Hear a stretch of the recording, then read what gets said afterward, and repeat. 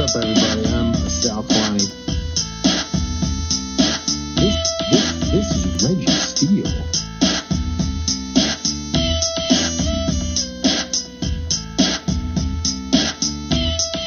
And welcome to Spitballin. Spitballin. What's up, everybody? I'm Sec. What's my name again? My name is. Hey, what's up? I'm Sal Kalani, and this is Reggie. So damn late, got me bumbling over my words. Steal. And welcome to Spitballin. You see how consistent I am with this joint? I don't have to add a bunch of other stuff. I don't forget my Yeah, you're parts. consistent. You're consistently late. Whatever. I know you ain't talking. You know what? See, this is the thing. This is the thing. I let you get away with that because I don't call you out like that, right? I just Because call it's you out few and in far text. between. Whatever. It's still, you act like you perfect. You ain't perfect. You be late Sometimes, well, too. sometimes I have stomach issues, dude, and that has to be addressed. I can't bring this in the bathroom. Oh, dang. So now That's why. I just gotta accept it because you got IBS and Yeah, you are that's all. determined to eat That's all. foods that you're not supposed to eat. It's That's it. not my fault. Yeah, I was in Raleigh. We'll talk about it next week because, but that's where I was staying across from North Carolina State. So you lived in this spot right here. This what you had the second room? No, Tim had the top floor. You I had the stayed up in second. the, yeah, I was up in the tower, You were and in the tower. Man, I they was treat like their the comments well over hunchback. there. They put you guys in prison. All right, That's but like the tower that the Count of Monte Cristo was in. yeah, Oh, yeah, he I was in got the it. tower or the dungeon. I don't know. Okay. I got a camera, so that helps when you're on the road because you get lonely and bored. And look at this, dude. That's a star magnolia. Oh, nice. Nice. That's pretty. Yeah, dude. See, Sal, And you so sensitive, Sal. You then if walking you look along and really close, bro, look at this yeah, shit. you can see the See proboscis. the raindrops. Oh yeah, look at that. See, Nice. it rained that day, and Nice. I went out there and whatever. This is why we can be friends because you're sensitive like that. You walk along, you see a pretty flower, you're like, oh, let me stop and take a picture oh look, and there's raindrops. Oh, and then you get on And stage and you're then, like, your team sucks. You guys suck. Your city oh, did you see sucks. that Carolina Panther thing? Yeah, I saw that. I saw that. Hey, you know who watched that? Cam Newton. Did he really? Yeah, he was in my story. Is that why he He got didn't into that like it fight? or comment or anything. No, it was Oh, after okay. the fight. He needed some laughs after that Okay. tussle. By the way, Cam But Newton, I don't know what those guys were thinking. This dude I is mean, it was complimentary to him. I was comparing his wiener size to that of their new quarterback, but he has to show support to the new quarterback. I well, understand. of course. But they, that's different. They screwed up. They know they screwed up. They should have took CJ Stroud. He was amazing from Ohio State. And Right. well, Eh, what are you gonna do? it But happens. you know Hey, what? I love rubbing people's faces. Come on. You know how long people rub Cleveland's faces and everything? Get the hell out yeah, of I here. know. You got a chip on your shoulder the size of a boulder, okay? For everybody. Just for the record, I gotta say that Cam Newton fight or that little scuffle, I don't know what those guys were thinking, but this is a former professional football Yeah. athlete, Yeah. right? Man, he started tossing them little dudes, grown ass men like rag dolls. I was like, man, Dude, I I know, love you into one dude in a headlock and he took the other guy and just tossed him. yeah, exactly. I He know was at like a some point superhero. he's like a super. I know at some point the guys that were like that came after him after getting tossed, they was like, oh, this was a mistake. Yeah. We should have thought about this. We should have Yeah. thought about this beforehand. So, And like they yeah, man. faced the Hulk. They're like, oh shit. Well, the dude, this is the Like, thing. I don't know if everybody knows this, but Cam Newton is 6'6". He comes in at like 6'6", 250, 260, yeah, I mean, right? look, all I know is the dude had a straw hat on his head and it didn't move a bit. I thought he had the hat from Harry Potter, right? The He sorting tried hat. to like he sorted Gryffindor. all right. He Yeah, he sorted was those sorting. motherfuckers all over the Yeah. place. He was like Slytherin, Hufflepuff, Yeah. Gryffindor. He just, he's doing his thing. No. So, Yeah, no. So congrats, Cam Newton. Keeping it real. well, I'm excited today, man. We have a guest. We have a guest, and he's been waiting for a Yeah. while now. All right. You ready to get to it? This guest he's a good friend of mine, one of my best friends. I love this dude. I've known him for a very long time. We've had a lot of moments of playing ball up at Cal, played in the San Francisco Pro-Am together. He went to Cal, I went to St. Mary's. We never played against each other in college, but Man, he's one of my best friends. We worked together at one point. Love this dude. Super excited to share his story, to hear him share his story with you guys. He's had a long journey, and he's in a place now where he's doing amazing things, affecting tons of young people's lives and changing their lives. So, with that being said, I'd like to welcome to the show Mr. Anwar McQueen. Yeah, there he is, baby. There he is. There he is. That's my dog. That's my dog. That's my dog. So just for the record, I call him Q. Hey, Anwar, does anyone else still call you Q or just me? Well, you know how names, nicknames all evolve, so it's now Q Dog. What's up, man? How you doing this morning? I'm doing great. Thank you both. You know, Sal, it's first time kind of formally meeting you, but just following Reggie doing his punchline journey. I've, you know, seen you in that environment. So nice to meet you. But Man, thank you. nice to meet you too, Anwar. Thank you for doing this. Yeah, I was gonna Yeah. introduce you. I was gonna formally introduce you. You took too long. That's the problem. I guess. No, Hey, it's man, all good. apologize about my tardiness this morning. I had some camera issues, and so I was a little late. But I appreciate you being patient. Waiting for us. No worries. Okay. All right, man. So, you know, we didn't get a chance to really delve into it, but, you know, I've known you for a long time, and I think you've done a lot of amazing things and been a part of some really cool things too along the way. So, let's just start at the beginning. Like, where'd you grow up? And I know you started off with hoop, and then we'll go from there. Yeah, you know, my journey or life started with hoop. Growing up in the inner city of Washington, D.C., you know, a tough neighborhood, and my definition of tough, you know, just eyewitness to, you know, crime, you know, drug trafficking, the whole nine. But, you know, in my reflective lens, I look back at that experience. It felt like the streets protected me, you know, me having kind of a sports interest at a young age, being pretty good at a young age.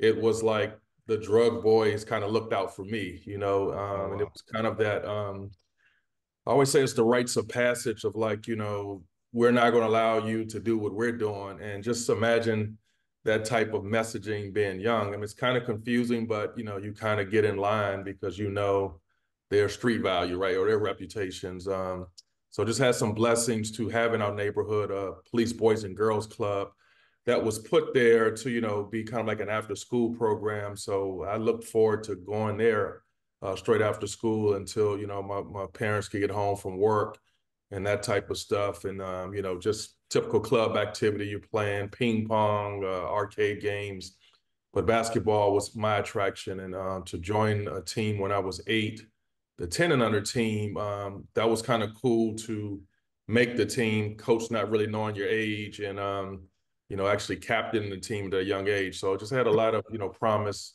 out the gate, and had the, you know, the infrastructure or the support system to mentor me and, you know, push me to positive things. Wow. So let me get this straight. You were playing the 10 and under at 8? I was 8, yes, And yes. you were 8, and they made you the captain of the team? Yes, yeah, you know, like you little kid, you know, if you're the point guard, you dishing the rock. I mean, people Right. like you, you know. It wasn't like Yeah.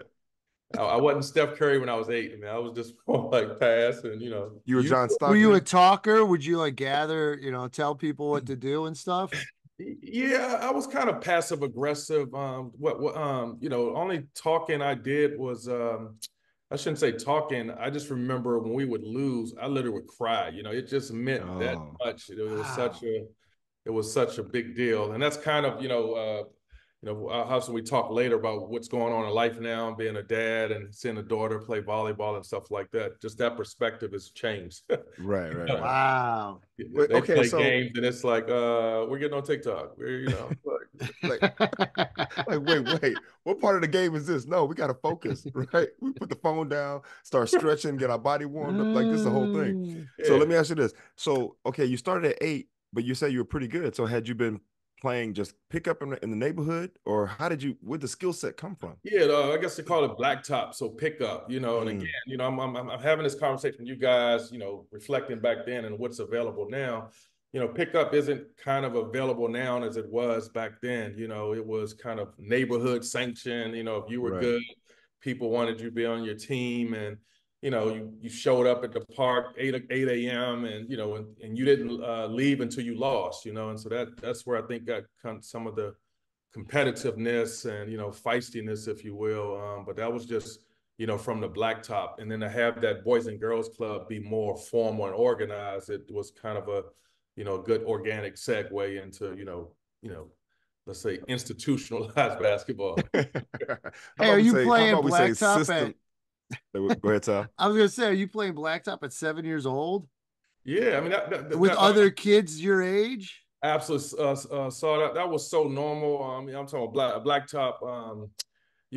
Basketball, football, you name it. You just you're a kid. Yeah. I mean, it's just I'm not saying that's so unique to the hood, but even if you're in the suburbs, you're out playing in the street, you're gonna figure out games, and that's how you develop some friendships too. Right. Yeah. Okay, so now that's elementary school. Mm-hmm. You were good at that point. Yes. Yeah, he was good. Why was you were just obsessed with basketball? Yeah. Did you practice a lot?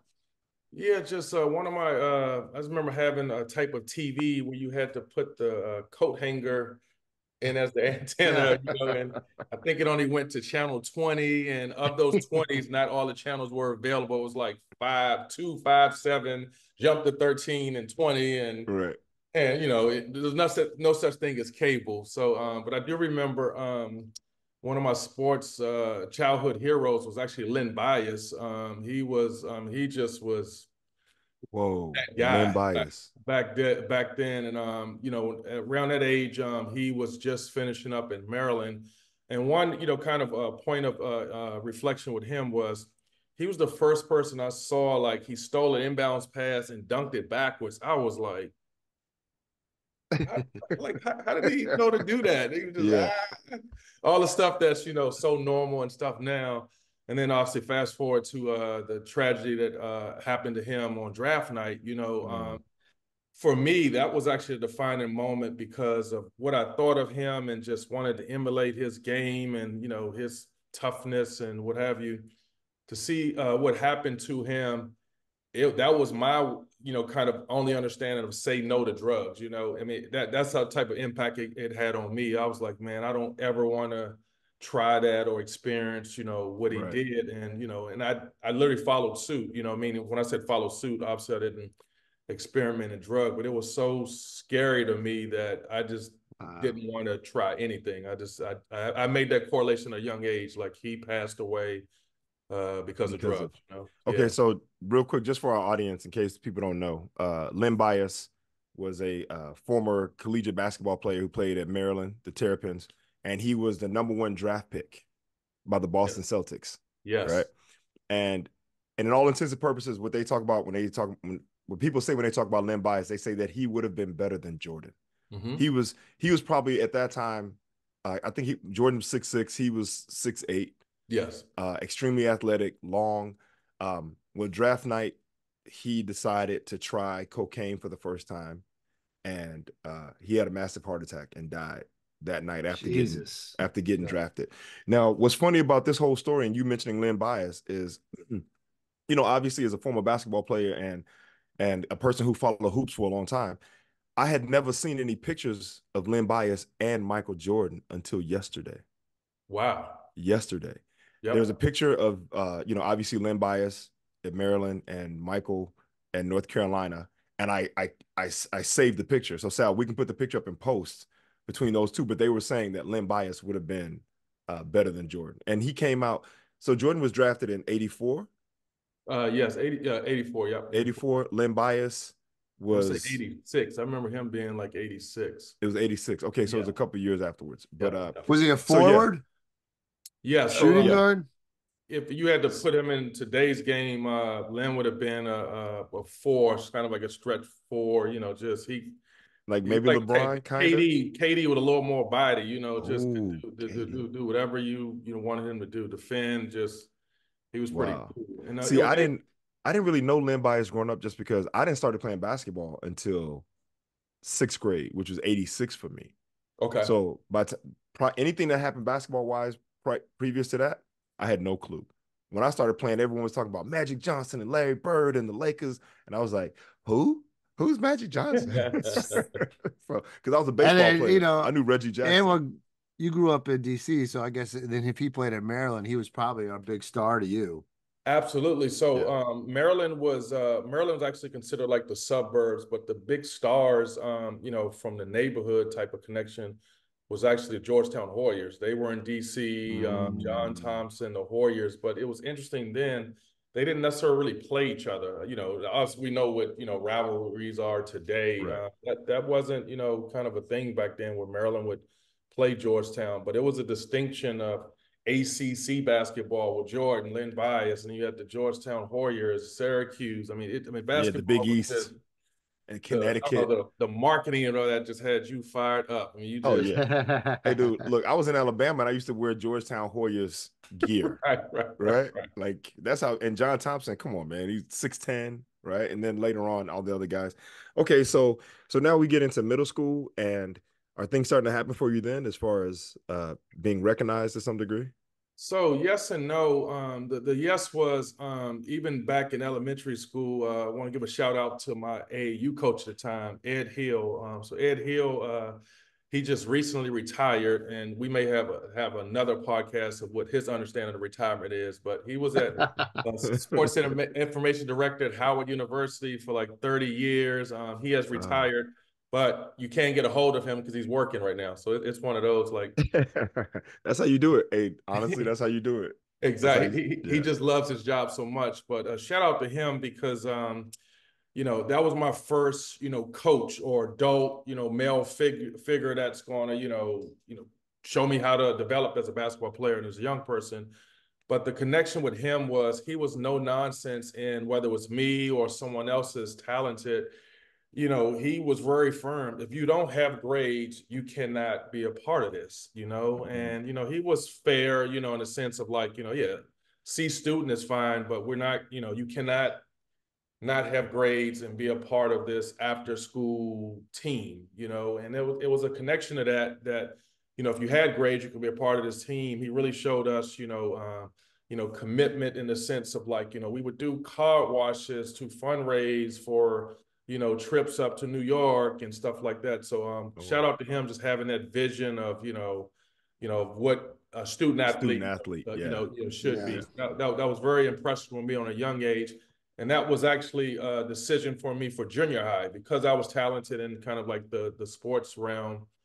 My mom, thought it was best for me to go to kind of like a magnet junior high school, within DC, but we had to get special permission, had to start to commute there. It was Jefferson Junior High School in Southwest. And the kind of, the analogy with Jefferson, it was like they had a female principal, Miss White, and she had the reputation of, Joe Clark from Lean on Me, just. They used to call me Crazy Joe. Now they call me Batman, right? Exactly. She would have that bullhorn, like, "Hey, get in line. I don't care if you have a game tonight. Get in line. Wow. That's so cool. Jefferson was, it's kind of like that parental thing. This is what you're doing, but I'm like, but oh, my friend, this is what you're doing. Like, oh man. Yeah. So, got to Jefferson, and it was a magnet school. So, in the race sense, a bunch of black nerds, and sports just wasn't important, So did have a basketball team, and we had some success. So that was actually a good, kind of, I don't know, comparable of like, all right, what was it like playing for my neighborhood, playing on this junior high team, and for us to have success and win. And we actually won a city title when I was in junior high school. So that they had more confidence in my parents too, of like, okay, they made know the right what decision. they're doing in terms of, steering me in the right direction as well. Okay. Wow.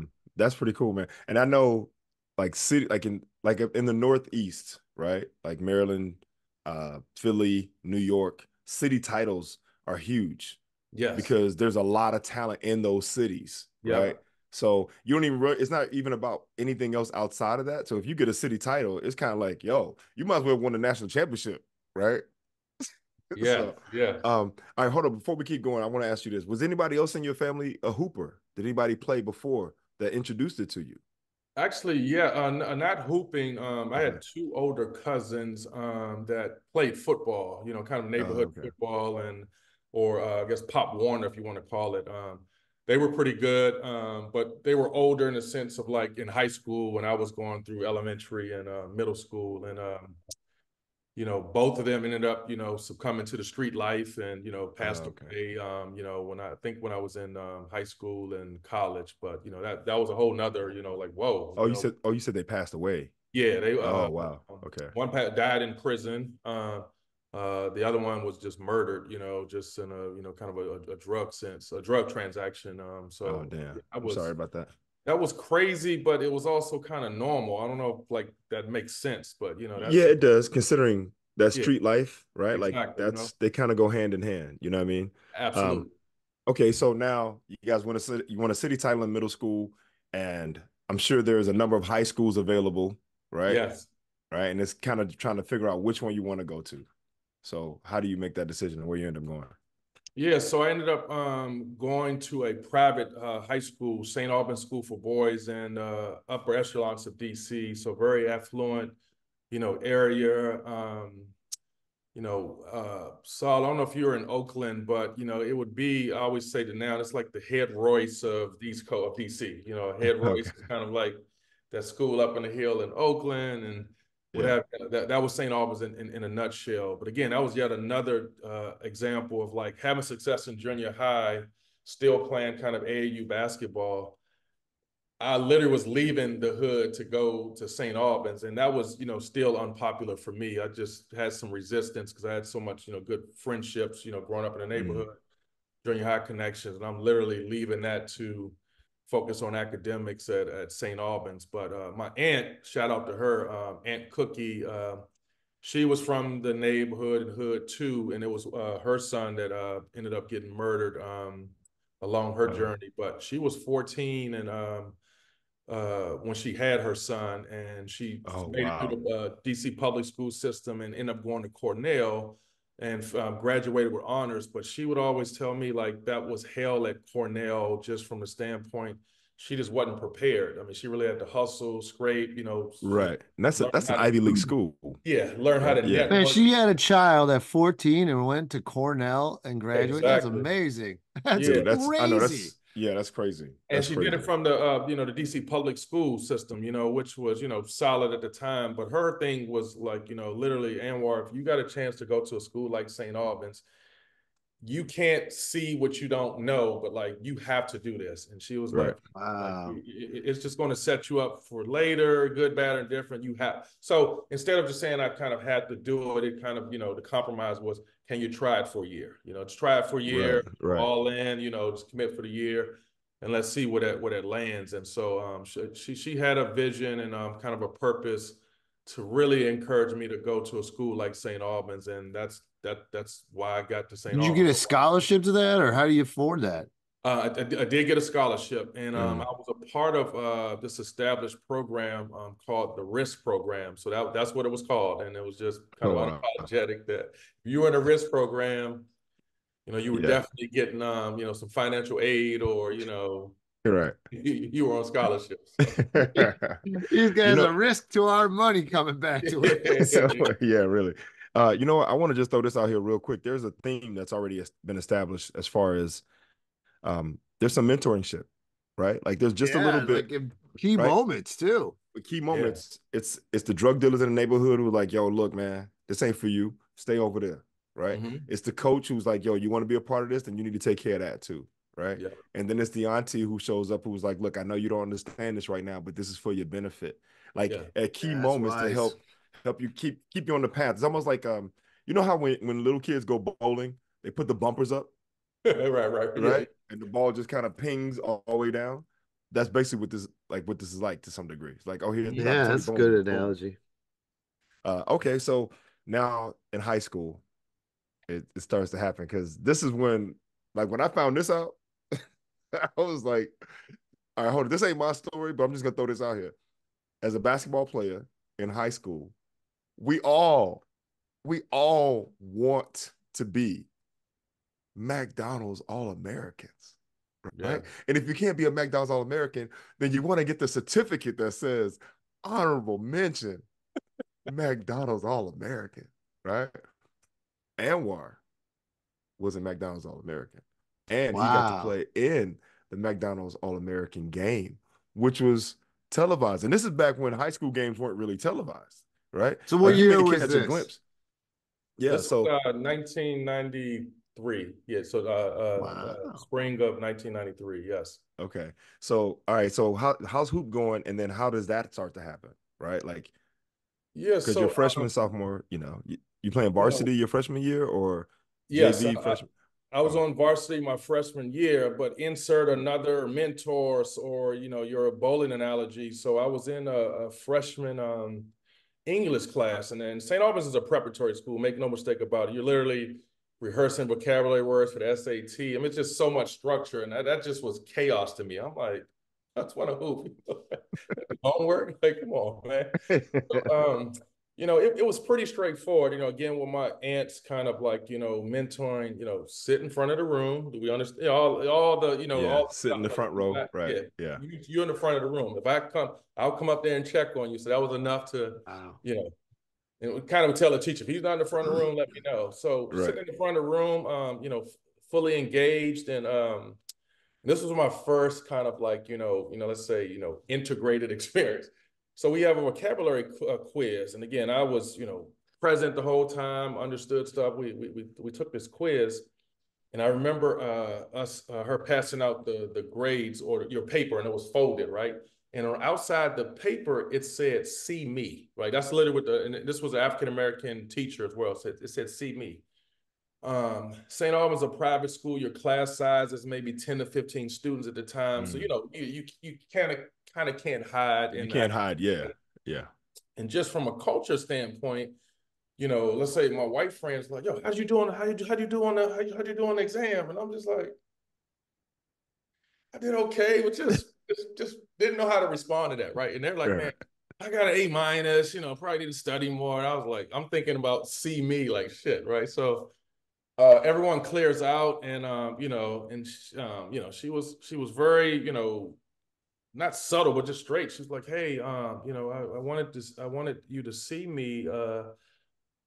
I was really just shocked at your grade. And she was like, how you show up in class, like what happened? And I was like, what do you mean what happened? And it really came down to some fundamentals of like, your studying habits, your skills, just kind of, making that connection of what they're asking and stuff. And so she was like, look, I don't want to single you out in any way, but, you are bright, you have promise, but you definitely need like, a tutor, and that was still kind of like, man, like, I don't know if I want to have this handicap, if I could use a golf analogy, but took her up on her actually being the tutor just to, make sure I understood the assignments, giving me some framework. And I can't speak enough of her, of how that gave me like that confidence that I belong, and that's obviously Right.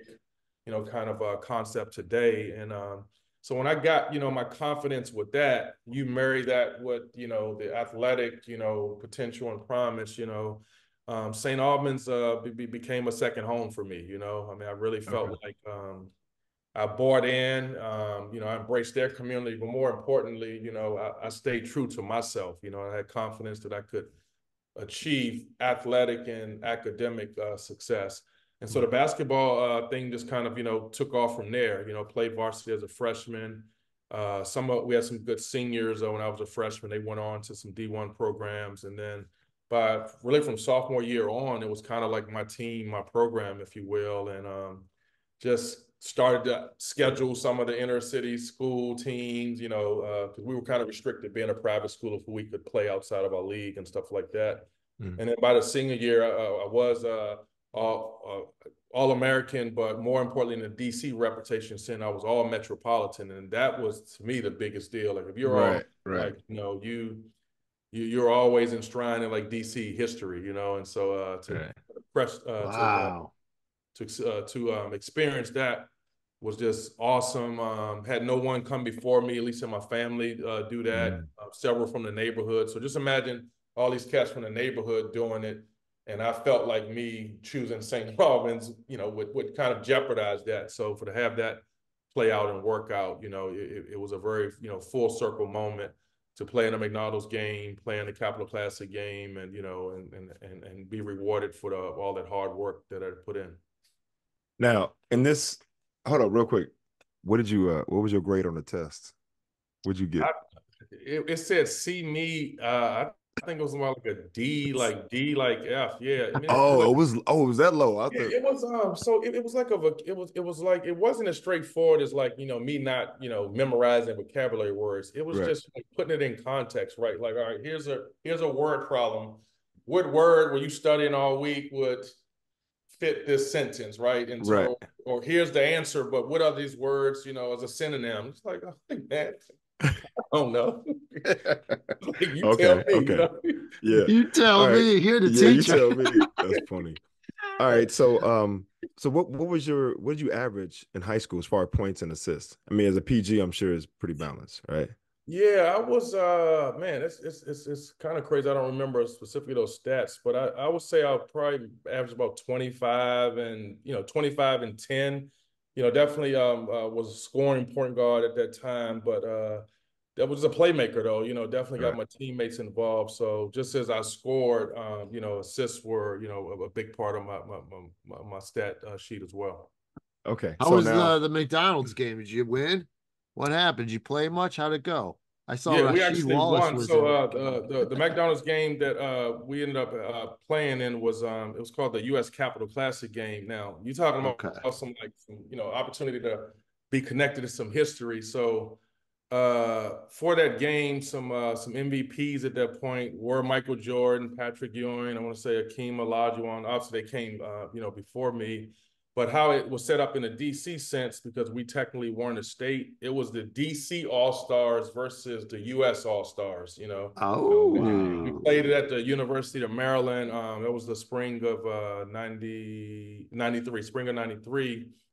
And I led the DC team. I think I had 11 points. Didn't have 10 assists, but 11 points, couple assists.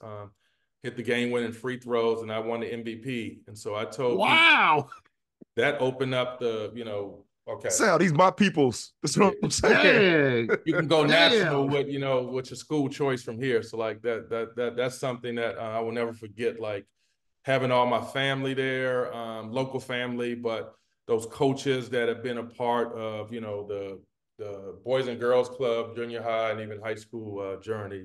Everyone was still in the corner supporting. Dude, that's amazing, bro. In my interest. That's awesome. Were you nervous on those free throws? Nah. No, it was, it's one of those where like, man, like if, you dream of stuff like that, man. You practice those. Yeah. Look, it wasn't so much not making the free throws. I was like, man, what my aunt say about this? Right? You got up there and, you just got the bed. You just clear your mind? Is that how it works? Yeah, it just was like, look, I just felt like it wasn't so much like the consequences of missing. It was like if I missed, like just the family had to deal with. So I was like, nah, please go ahead and sink these. You scared that ball into the hoop. Yes, just wheeled it in. Yeah. Wheeled it in. So what are some other names of players that, because Sal just mentioned Rasheed Wallace. So Rasheed Wallace was on the U.S. team. Joe Smith was on the D.C. team. You had Keith Booth, Marcus Camby, Jeff Capel, who was down the current coach of was Stackhouse, Jerry Stackhouse? No, that's I think different. he was a year ahead of me, so I think he was 92. Joey Beard, who ended up going to Duke. It was, it was pretty star-studded in the sense of like most participants were going to like, Power 5 schools, or what we know Power 5 schools of today. So it was a big deal. And I actually, going into the game, I was undecided, so. That's what I was going to ask you. Had you already decided, or were you, or what schools were you looking at prior to that? I was looking at a plethora of schools, and, a little, asterisk was I got that summer going into my senior year, my first kind of major injury. I sprained my ankle. And so, an ankle sprain could be minor, but it was one of those high ankle sprains that just was annoying, right? You just, sit out, you treat it all you want. So kind of didn't really have a good summer, and it was mainly because I didn't play.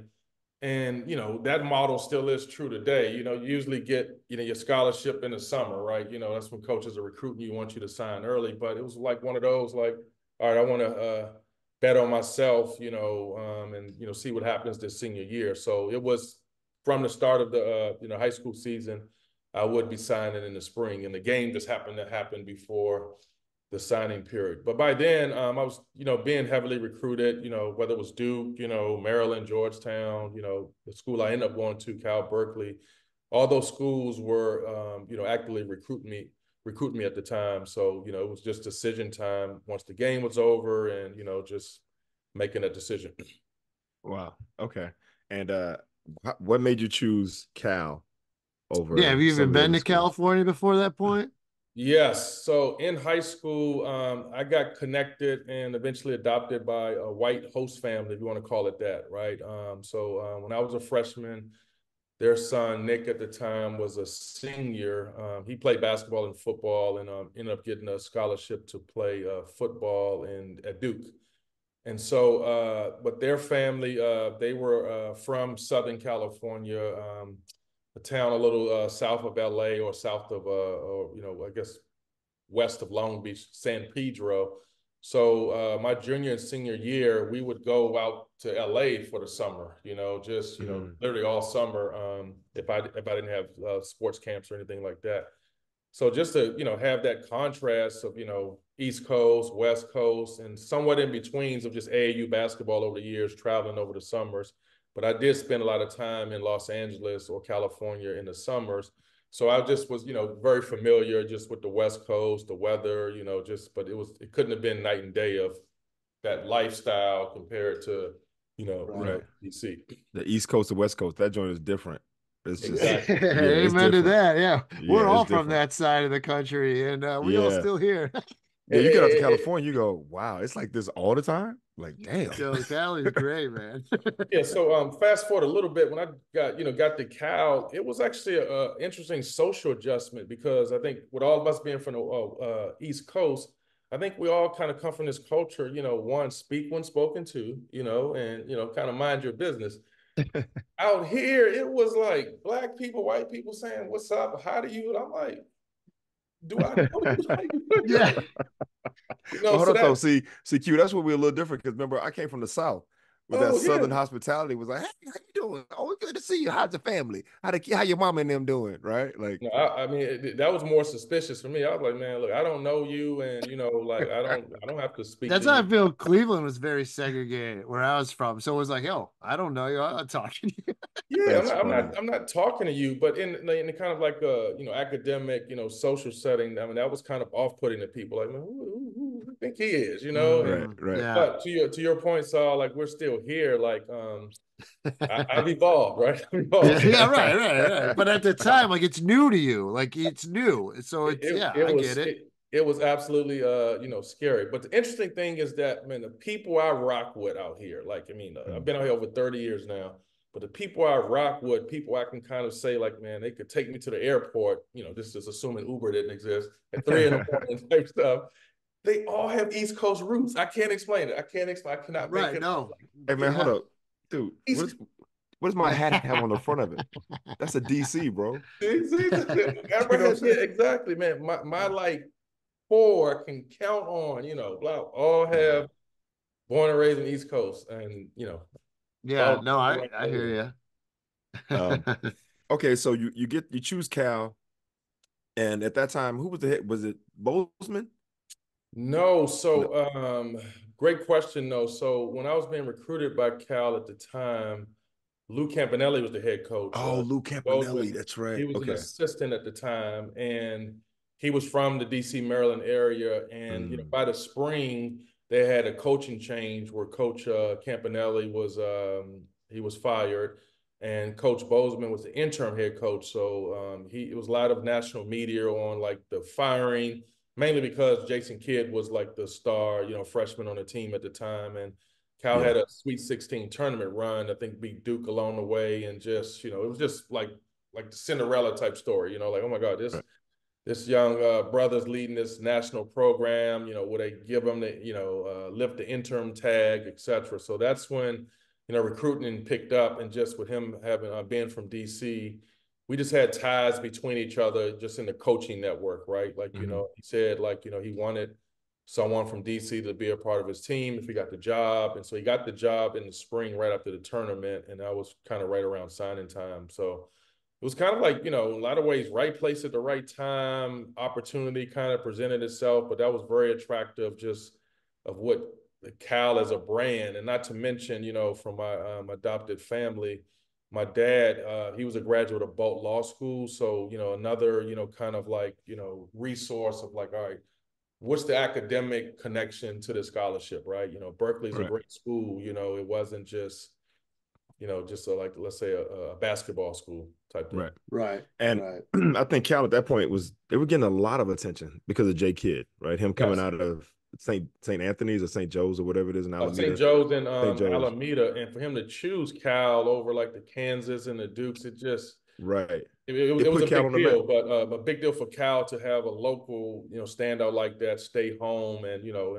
Jason Kidd's, record speaks for itself, so that was a big get for Cal at the time. And you and Kidd, so when you joined the team, was Jason Kidd a sophomore or a junior? Yeah, he stayed only 2 years, so he was a sophomore when you got when I was a freshman. Damn, dude, he let him through as a freshman. That's crazy. Yeah, no, he put the whole city on his back. So were you excited then to play with him? Absolutely. That was a big deal in signing, and like when you're at that age and you're competitive and you're good too, you want to join in that. You don't necessarily back shy down away from that. Like, look, that's like, are you so when you first meet him, you got butterflies, you excited, you want to show him up? How we say this? Hold on, let me say this. Hold up. Butterflies. Yeah. Hold up. Are you excited? You're like, no, what I'm saying is as an accomplished athlete, ain't no butterflies, right? Yeah. It's like, if anything, it's like, yo, you did your thing, I did my thing too. It's almost like we being on the same level. He's a little further along at this point, and he's older. When someone's a little older, there's a little advantage there. Yeah, so the best answer to that, Sal, is that actually Jason made that easier, man. He was the ultimate teammate. He led by example. Okay. He was just welcoming, right? He just was not that like, standoffish superstar, right? He wanted to practice just as hard as everyone else, didn't want, no special treatment. So that made a lot of our jobs or our coaches' jobs a lot easier.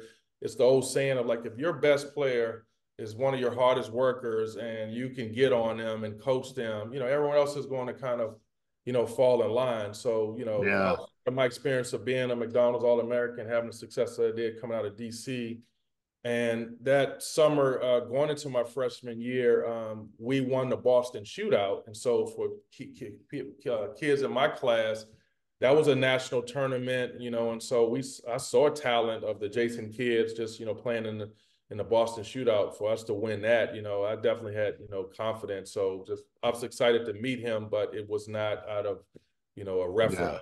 Wasn't revering him. Just like, okay, let's, let's go. Let's do it. Let's go to work. Okay, so you get to Cal. Your freshman year, J Kidd is a sophomore. If I remember, you guys had a pretty good run that year, right? You guys went Elite Eight, maybe? No, we lost in the first round. We lost the first round. Okay. In Ogden, Utah. The NCAA site that year was Weber State. So I just remember us playing up in there, couldn't breathe, altitude. It was awful. Oh yeah. We were the 5th seed and they were the 12th seed. So that whole little it was an upset. That's right. Yeah. They can be an upset city, baby. So upsets. Oh my goodness. And then J Kidd comes out after that. Yeah. So quick story with that. And this is where, you kind of get like, okay, like, what was that experience like? This is what I remember about it. You guys will laugh at this.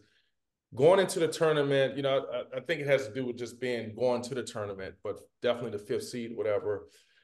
It's obviously a big deal. The school's going nuts. You see your name, see the team name pop up, where you're going to be, to get to the tournament, we charter out to, Utah. First time I'm on a plane that wasn't, kind of commercial, like this is cool, it's kind of cool.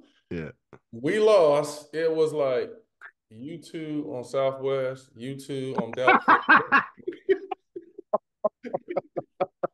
You U2 too. freshman, Take a bus. Amtrak. I mean, it was. And then you two can walk. Y'all didn't even show y'all walking back to California. Yeah, there's some fans that are driving. You guys good? Like, Yeah. so it was like, okay, this is how this. Wow. Yeah, it's quick. Okay. It's easy come, That's easy go. Right? funny. Oh man. Man. Okay, so wow. Oof. there's somewhat Okay. of a letdown your freshman Yeah. year, right? Especially because the 5 seed, that's a high seed. Yes. Right? Yeah. That's a high seed. So somewhat of a letdown. J Kidd announces that he's leaving, right? Yeah. And you're the backup. So in all intents and purposes, it's kind Do of you like, become all a right. starter? Yes. Yeah. I started my freshman year. Yes. Yeah. Hey, wait, there's someone else who was on his team. Tony Gonzalez, right? Of Not the yet. tight No, end for the NFL. Tony didn't come to next year, so my sophomore year. Tony was Okay. sophomore Okay. when Tony was a freshman. So yeah. Okay. All So right. now that sophomore year, because I've seen the clip. I've seen one of the clips, I think it's from the tournament, where it's I think either you make a big shot or you make the pass for a big shot and you guys end up beating someone. Arizona, I don't know what game it was. It can be in Arizona because that's a conference game. Yep. But okay, so your sophomore year, what happens that year? So the sophomore year, because of like the success of what Jason did 2 years ago, even though we got upset the first round, we had so much like competitiveness in the recruiting sense. So that's why Tony wanted to come to Cal and like Tremaine Folks. Oh yeah. So those were the cats that kind of headlined that class. And Jelani Gardner was another one that headlined that sophomore class. So going into my sophomore year, I was a sophomore. Jelani Gardner was recruited in the same position. I think he was an All-American too, but from St. John's, Boscal, and Southern California. Okay. So he joined the team. Tony was a freshman, and quick story with Tony. Tony was a freshman and came from football. So Reg, you can relate to this. Imagine like Tony coming from football, getting inserted on day one in the shell drill, and it's just physical. He can't help. Just like, man. And hold up, for those who don't know, Tony Gonzalez is like 6'6", right? He's like 6'5", 6'6". Just rip. Yeah. I remember coming up to Cal and playing was it spring ball? Coming to Cal and playing spring ball, and Tony was there playing. And I'm a forward, right? And at that point, I'm standing maybe 6'4", 6'3.5", 6'4". And I was always in the gym, and this dude on the block, and I'm like this, what is this? Can't like, move him, huh? I was like, this ain't a basketball player, man. And this dude is chiseled. Yo, Sal, this dude is chiseled. So did he play football and basketball in Yes. college also? When Tony joined the team, I think we all can attest that we played a little football at Cal. Yes. While he got in basketball. But he was but he was on both teams, or can you do that? Football usually would end. I don't know if Cal went to a bowl game, but football usually end November-ish, and that's right when basketball is kind of getting started. So the sacrifice for him was he obviously couldn't practice right away, so he probably missed like a month or two of practice because of football. Once football. Did he prefer football over basketball? Yeah, so I didn't notice at the time, but kind of the backstory was we obviously wanted to recruit him for he was recruited for basketball and football. But how it works if the basketball coach and football coach have a good rapport, it's just more scholarships available for football. So why don't have put Tony on a football scholarship that frees up? Basketball you only get like 12, football you get like 40, like that. So I didn't even understand what that meant at the time, but that's why he did the football scholarship and not basketball. But that said, he. And man, look, until Travis Kelce just recently, Tony Gonzalez was arguably the best tight end in NFL. Yeah, man, he's an NFL Hall of Famer, man. Yeah, he's a Hall of Famer. So I'm glad that I got a chance to bang up with him a little bit, or maybe not bang with him, just get banged by him. You got to run into him. Way to run into him, Reg. Yeah, exactly. But I remember at that time, Jelani was still there. Tony was there. Sharif had shown up, and Sharif showed up your junior year. Yeah, so the next year was Sharif. That time, we had. Oh, wait, hold on. Before we go there, So your sophomore year, how do you guys end up doing that season? Oh yeah, we didn't finish the tournament. How'd you do the Yeah, second? yeah. So the sophomore year, the fast forward a little, we did not make the tournament, and we declined not to do the NIT. But it was an interesting season in the sense that we started off 8-0. We started off 8-0, and I remember we were 8-0 playing at the Oakland Coliseum. And to give some perspective, Oakland Coliseum, our campus gym, Harmon Gymnasium, which I today call like the Duke of the West Coast, just a packed gym, you know. Yeah. To this day that we played against, like, man, we were shaking in our boots, man. Those crowd was on us, da-da-da. Right. But because of the, you know, the success of the program and the popularity, we actually played most of our home games at the Oakland Coliseum and would sell out, you know. So, like, the funny thing was the Warriors weren't even selling out then. And, you know, but Cal basketball was kind of a big ticket. That's crazy. So we were playing that's crazy. Spunkmeyer tournament championship game. We were playing Alabama, and their star player was Antonio McDyess. Yeah, so Tony's actually involved in this kind of scenario. So it's the last play of the game. I want to say, last play of the game. We're down 2. I want to say Jelani penetrates, dimes it to Tony, goes up, carries 2 people and 1. You know, no time on the clock. No time on the clock and 1. We're 8-0, you know, blah, blah, blah. And if he hits this free throw, it's over. Tony misses that free throw. We're going over and lose. We start conference play. We were 8-0 at the time. We ended up that season 13-14. I mean, it was like so I hope I'm not, messing with you in terms of football preference, but we kind of had what the Eagles went through this year, you know, just like 10-0. Yeah. And then like, just crumbled. Yeah, you know, and it's just, you just like, what, like, these guys hate each other, you know, and so. Yeah, like, what happened? From like a sports psychologist lens, you know, like, we did not hate each other, but there was definitely just some cliquish stuff going on. And like, you know, so when I see stuff like with the Eagles happen, you know, I'm kind of proud to say, you know what, I've kind of experienced that. And, you know, and people just need to chill on, it's the coach, it's that. I mean, you no idea, but like, you know, it still did not make sense, i.e. like the Eagles situation this year, for us to go from 8-0 to like snow dive like that. So we are you depressed after that happens? And I mean, no, so you're talking about disappointment, you know, now we were all had that little, we big men on campus, and, you know, people looked at you a little different, like, what's up? You know? Yeah, right. I mean, because 2 years ago, kid took him in, and then the next year you get knocked out of round 1, then you don't make it. Like, are you worried? Like, this is a downward spiral? Well, no, you know, just to go back to the competitive stuff. Like, nah, man, you're gonna come back. Yeah, we're gonna come back to this. And you add firepower, like Sharif signing as a freshman coming into your junior year. Yeah, that's nice. Time, like it was like Cal was the place. It was like the Georgetown West, like prominent black players wanted to come to Cal to play for Coach Bozeman, and, you know, just be a part of all that. And the Pac, you know, it was the Pac-10 at the time. That was super competitive too. So we definitely had a great league and great competition, for whether it was Washington State down to UCLA, you know. Nice. All right. And then now junior year. All right. So junior year, what happens? We get back to the tournament. We're actually upset again in the first round. We lose. God damn it!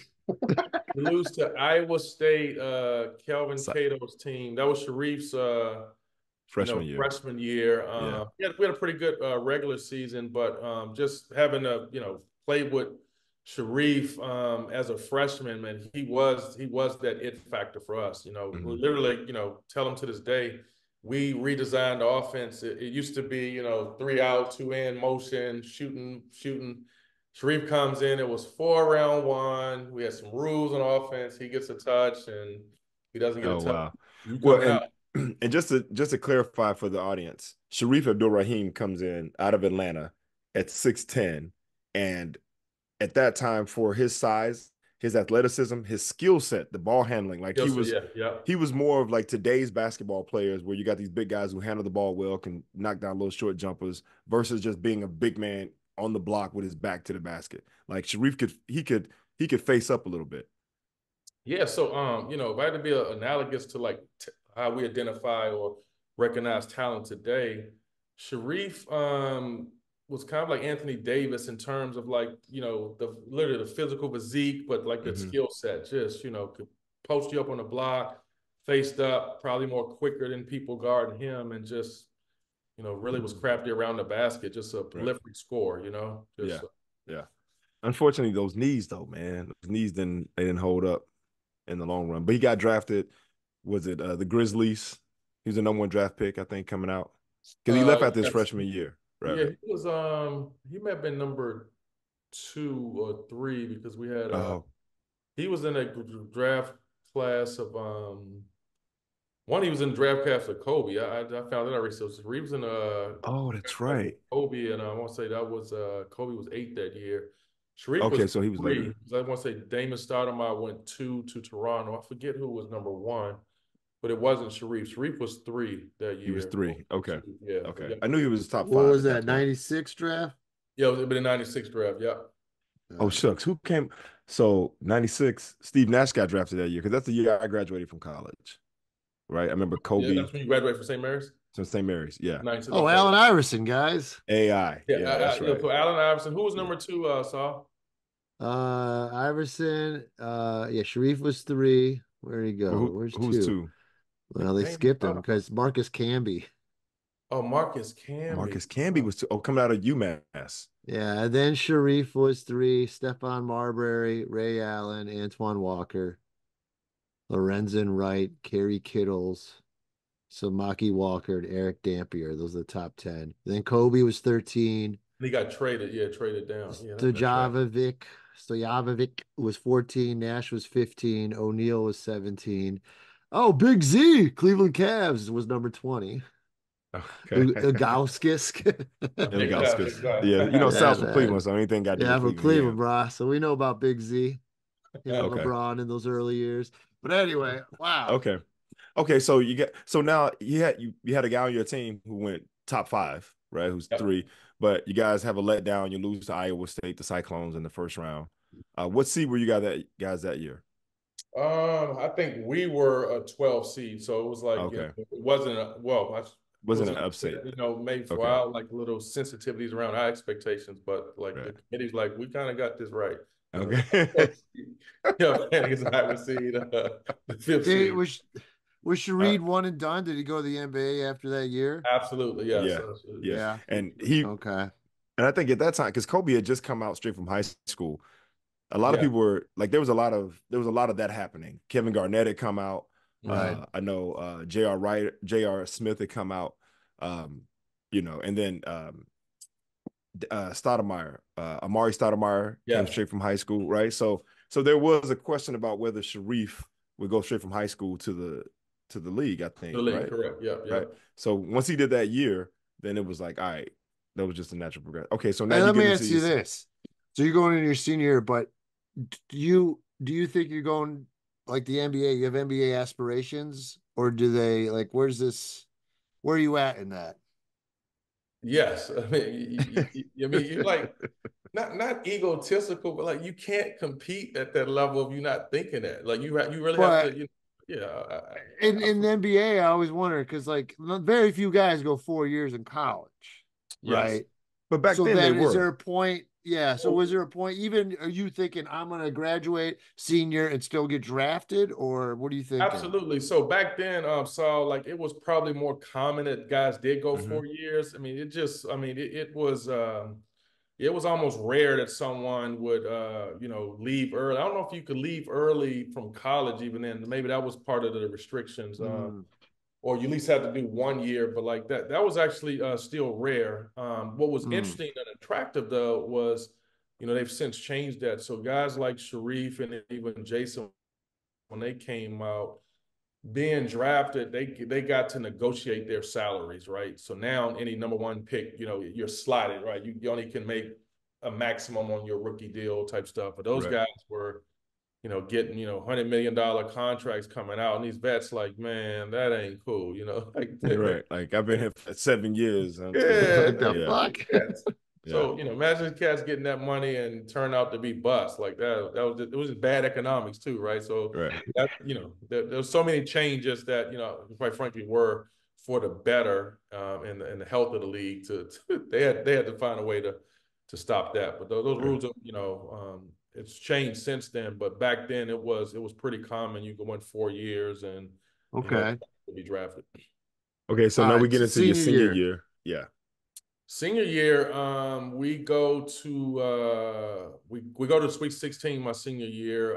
There we go. Going into that season, we had did the European team tour, right? So like part of the recruiting stuff was like at some point over your 4-year period, we'll take a foreign trip as a team, all expenses paid, blah blah blah. So on that trip we went to Paris, Nice, Switzerland, and Italy. It was like a 10-day, 10-day trip. So we go over there doing our thing. It was competitive, obviously, but nobody, wasn't like, it counted against your record per se. Mm-hmm. But when we got back, 2 weeks later, our head coach at the time, Coach Bo, he gets fired. Like, they had some recruiting stuff going on, sexual harassment accusation, but he's literally fired 2 weeks into the school year.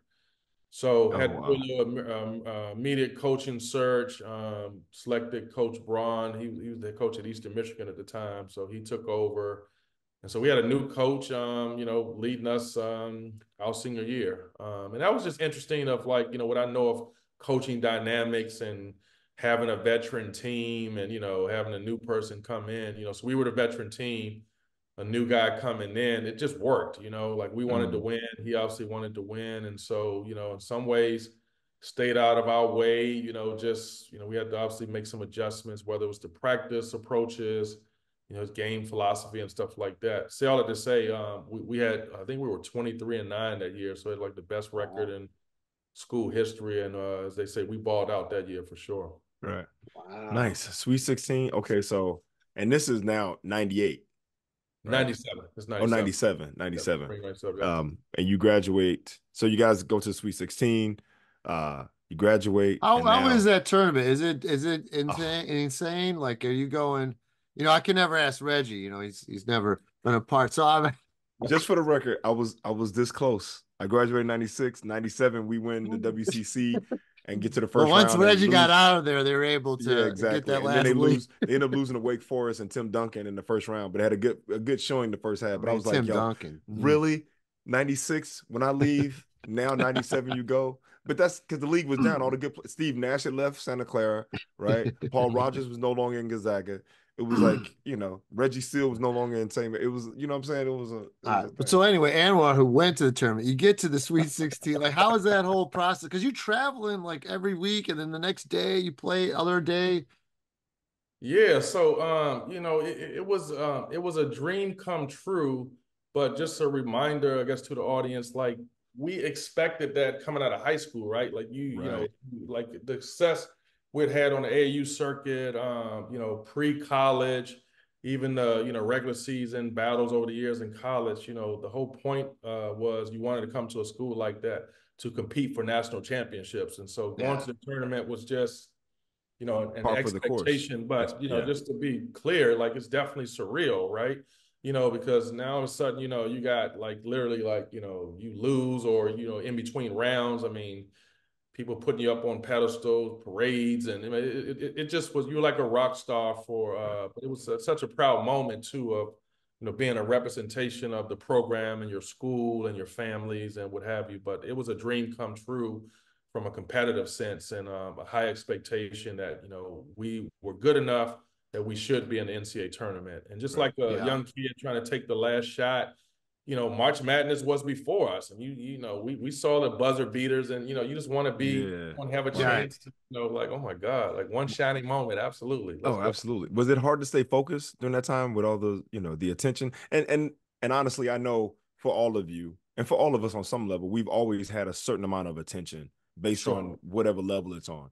But when you get to that level, is it hard to maintain focus or not get distracted with the pedestals and the Okay. It's in my opinion, it's still like a microcosm of what you may have experienced being on a good AAU team, right? You're on a good AAU team, you're going on a summer circuit, you know, you got the fanfare, the kind of the distractions, you know, so I would say we were locked in. It was just more of like, okay, you have these moments of like, man, this is for the national championship, right? Like, forget all this, like this. So it's that natural nerves and like, oh my God, like this is, you know, we lose, we're going home, you know, but you wanted to, you know, have a stab at it. And in the previous years for us to, you know, make it in the first round, you know, so we had experience, right? Okay, look, and you laugh at this, but the experience was win the first round game, okay? Like, we had 2 chances. We knew how to lose the first round game.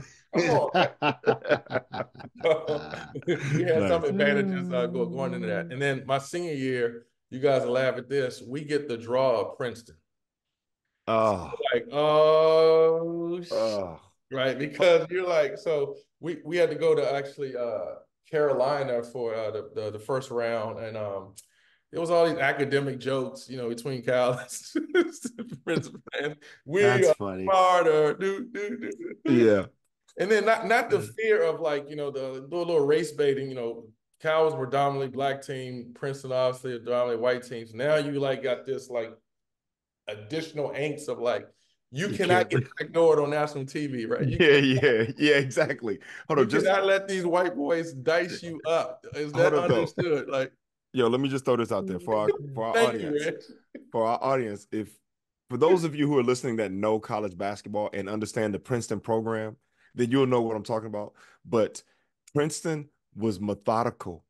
They were very disciplined, and they would use the whole shot clock, and they would set screens, and they would cut. It was just two, and they were precision and precise. And you know, it's like they would just get layups because they would backdoor you, and then it's a layup. Boom, it's a layup. It's a layup. So playing against a team like that, it's like you gotta be focused. They try to mentally drain you. That's their strength. I mean, it's like, you know, preparing for a final exam, just going through the practices, you know, like, you know, you're trying to go back to your principles. Like if they switch, you got to do this and, you know, do all at once. Like, but you get into that game and that shit happens. You're like, oh man, it's like, oh my God. Why do we pick them? And then not to mention Princeton had upset it. UCLA the year before, so they had that tournament experience of like, you do not want to get the draw. So here we go, you know. But at least we had the experience, like, you know, we screwed this up twice before this. At least the core group that was still there. So like, we got to figure this out. And we got lucky and won. You know, it wasn't like we blew Princeton out. I don't remember the score, but it was like maybe about a 5-point game, and it came down to like the last, you know, minute or so. So it was not like we had a 20-point lead that was evaporating. It was a dogfight from the opening jump. Backdoor right away. They slowed the game down so much, right? And just for the other, let me just explain this too. The shot clock, college shot clock is what, 35? I think it's 30. It may be 30 now. 30. Okay, 30 seconds. Yeah. Now, most teams are accustomed to playing defense for maybe, I don't know, 10 to 15 seconds, right? And they get a shot up. But all of a sudden now, when you got to stand there for 25 seconds, I know it don't sound like a lot, but standing there for 25 seconds and then for them to sit, it's like they're waiting for you to have a mental collapse, a mental break, like make that mistake where you don't switch. So Ivy League. It's so Ivy League. And then it's a layup and it's a wide open jumper. So, and then also playing defense for that long, you end up getting tired because your bodies are used to playing defense for a certain amount of time. So all of a sudden now you're playing an extra 10 seconds in defensive position, doing the thing and staying focused, and now got to turn on offense. So yeah, when you said Princeton, I was like, oh Lord. It's like that's a nightmare. So who'd you beat the next round? So the next round we played Villanova. We played Villanova, same site, and obviously beat them. And interesting story with Villanova. They had Tim Thomas. He was a freshman. He ended up going to the league that year. But Alvin Williams was a senior. I think he had like 30 points and, you know, in a losing effort. And he's actually good friends with my college teammate and roommate. And my college roommate tells me that Alvin to this day says that game got him into the league. It was like he just showed that tape and didn't have to really try out for teams. And so that was his nice. like, In a hey, loss, that's won. awesome. Yeah, you guys won, but I won. You know, Yeah. you got to draft me because I destroyed McQueen, and I think I was McQueen and not Q. So I destroyed McQueen and What? your backcourt. So then I have to fire back. Well, I did return some fire. I had 12, 16, you know, so it wasn't just all on me. And then 16 assists. Now I'm trying to defend myself. Like I really wasn't a point. I was a combo, so match up. But this type of stuff you talk about 20 years later, like That's funny. Yeah. That let's one break game, down. he's got that. That's awesome. Exactly. All right, man. So you guys beat Villanova, and so now what's that? 64-32. Now you're the Sweet 16. Sweet 16. Insert charter flight again. We're back. Nice. Oh, nice. We're in a charter flight, Reno Air, you know, from Oakland to Syracuse, New York, you know, Oh, y'all playing police escort, you know, yeah, let's do this, you know. Okay. We end up losing Southwest. You fly with this person, you know. Well, did you play Syracuse? Is that who you played, or that's where they held it? The host site was Syracuse. We got the draw Oh. of Dean Smith and the Carolina Tar Heels. Oh man, Antoine Jameson, Vince Carter, that whole crew. Yeah, damn, you had to play Vince Carter, dude. I mean, that team had like 3. Rasheed Wallace was on that team too, right? No, no, Rasheed was not. Rasheed was he had left. He had left by then. He already left. Yeah, okay, he left. Yeah, but they had like they had at least 3 NBA players on that team, right? Oh yeah, Antoine Jameson, Vince. You had Shamon Williams, Serge Victor was on that team. They had Njai. Like they had squad. They had a squad. That said, of course, you know, this is, you know, Monday morning quarterback. We should have beat them. Like that's one of those like we lose to them. Yeah. You know, we definitely have some firepower. However, we were actually undermanned. Most people didn't know this, but we lost Ed Gray at the end of that season. He broke his foot. He had 48 points at halftime up at Washington State. Broke his foot, you know, starting the second half, and you know, just was unavailable for the tournament. So, but this was somebody who was averaging like 30. I want to say he was like National Player of the Year and all that. So we didn't even have him. I remember Ed Gray. I remember that name. Man, 48 at the half. Yo, that's crazy, son. That's crazy. Yeah, even this game was close, 63-57. Oh yeah. So I don't know if you pull up the stat sheet. I think I was either 1 for 9 or 2 for 4. I have some regrets of, you know, not shooting the ball, but it just didn't go in. And I had some, you know, I was probably like 1 for 7 from 3, and all of them kind of, you know, rimmed out. That said, I have not watched that game. I have not gone back and no, it's over. It's over. Don't even worry about it. It's over. You know, it's over. It happens. It is what it is. This is a story. This is a story for the crew. So we lose by 6, like you're saying, Saul. So one of those. So I think we were down 9 at the time. We were fouling them to like kind of, you know, slow the game down, get the ball back. They missed a free throw, inbounds to me. I'm, you know, dribbling up the court. I heave it beyond half court. It goes in. So that's how we went from 9 to 6, right? Yeah, rah. I get back to campus. This was like kind of like a year later. This guy was like, yo, like, man, that game, man, like, it's kind of a point spread, man. What were you thinking? You know? Like, so if you go back and look at the point spread, I guess I must have made it from, you know, either whoever betting was going to win, but it made it either a bust or whatever. Like that shot should not have been taken for, you know, it'll be like the bad beats type stuff that's on sports now. Like, you know, like that's funny. Not shoot this. So I have something connected to that game of, you know, being a spoiler for the betting community. So that's funny. It's a gamble, right? Exactly. So all right. So you graduate. I know you got a couple tryouts. Because you didn't get drafted, but you got. So yeah, how does that work then? So you graduate, and then are you like waiting on draft day? Do you know ahead of time it won't happen or it will? Yeah, you kind of got a good idea. And when I say good idea, you have an idea, and that's just even have some self-awareness if you're going to get drafted. Like, you know, and at that time was really like, you know, if you're in the top 20 for the lottery stuff. I mean, that was pretty clear cut. I mean, I don't think there was no, you know, misunderstanding with that. But the league at the Okay. time had 2 rounds or maybe 3 rounds. So, you could still get drafted. But by that time, you're starting to look at, representation or having an agent to, fight for opportunities for you. Overseas was pretty, popular and valuable too. So, like you're thinking about obviously NBA first, but overseas was, pretty common and normal. And, one of our mutual friends, AJ Rollins, rest in peace. He's a good example where he finished his college career and, had a successful pro career overseas and different. 7 years, man. Seven different countries. And Reggie's played overseas too. I played overseas, but make no mistake about it. Me, AJ, and Reggie, we wanted to play in the league. Like they know.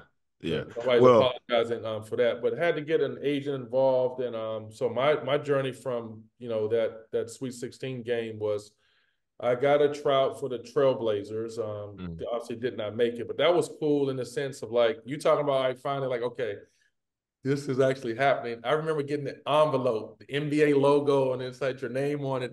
They had cash for per diem. I was like, Mom, I made it. Like, yeah, for your audience, I still think I got that envelope somewhere, the logo, just you got to keep that. Cash. You got to keep that. Like, oh my God, this is how they get down. They give you cash for your per diem. That's amazing. Per diem, and I want to say the per diem was like $300 a day. It was something just ridiculous, But now you understand the business of basketball. Like now, what I know now, like that was all part of the collective bargaining. That's how Right. You want to get somewhat of an experience of what it would be like. I had that experience. Oh my God, it's nice. Yeah, that's nice. That's nice. So cool. How's the tryout go? You go up. Do you have to fly to Portland? No, so like the team, it's still kind of a big deal. The team flies you up. Obviously in that case it was Portland, puts you up, and you get your per diem of how long you can last in that. So I think I was a part of like one of their mini camps. It was like a 3-day camp, and they ain't none of this like they put your name on the board. They just tell you like it's like getting on the plane. First class go left, economy go right. Right. Team you go over there, and no hard feelings. So, but yeah, still got the per diem envelope. Obviously spent the money. That's awesome though. I mean, that's a wonderful experience. Per diem from the league, man. But even still, man, that's to Portugal after that. So this was 97. Okay. Or 98 then. Yeah, I ended up going to Portugal, and not to mention when I was going through it, it was a lockout too in the NBA that year. So that 97, 98, the first part of that season was suspended. Like, so there was no games NBA-wise 97 from October to December. Like, there was a lockout. Right. So they had that shortened season. And that's the 50-win that's the 50-win game. I mean, 50 games, and San Antonio ended up winning that one. That was their first. So, as a purist, I'm saying that's an asterisk for them, but that's neither here nor there. They didn't really go the whole. Well, I think they proved they were good enough though, right? Because they ended up winning like every other year. Yeah, I think they did all right still. They did all right. Okay, so like I know we don't want to digress here, but then the Lakers in the bubble. See, I knew that's where you was going. Here's the thing, though. All those guys were in the bubble. It was the same experience. Yeah, everybody was in the bubble, bro. They all had the same playing field. And a lot of players say that was way harder. And the Lakers, my man LeBron, didn't have home court advantage, which they would have had. Everybody was in the bubble, bro. Everybody was in the bubble. However, except for Lou Williams, he went to. They had like 3 months off. It was like it wasn't like they went straight from the regular season to the bubble. Like the pandemic stopped. I mean, it was different. Yeah, everybody had to do that. Figure it out and then get back into it. In my humble opinion, being a purist, asterisk. See, this is what this guy up here. You sound like a Warriors fan. That's what you said. Yeah. I can sniff that shit out. Exactly, because if it wasn't the Lakers and LeBron, had it been, I don't know. There'd been no asterisk. There would have been like, and Jimmy Butler would be like, man, congratulations, man. He got his thing. He did. Or if it had been Phoenix and Devin Booker, be like, oh man, that's great. They did. Nah, man, that's cool. But it's LeBron, and it's like, nah, I feel it. I hear it. That's all right. The Kings used to this.